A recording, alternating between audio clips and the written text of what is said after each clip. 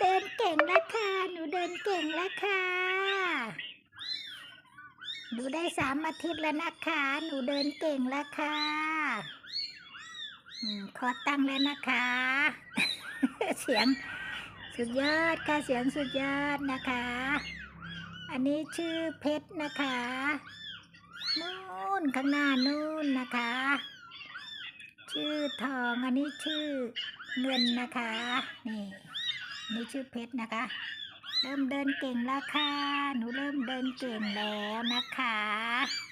เสียงสุดยอดค่ะหงายท้องหงายใส่ ท้องก็เสียงดีแท้ท้องก็เงินน่ะฮะโอ้โหสุดยอดค่ะสุดยอดนะคะเสียงนี้สุดยอดเสียงนะคะก้องกังวานนะคะจะไปไหนแล้วน่ะ2 ตัวคนนั่นน่ะ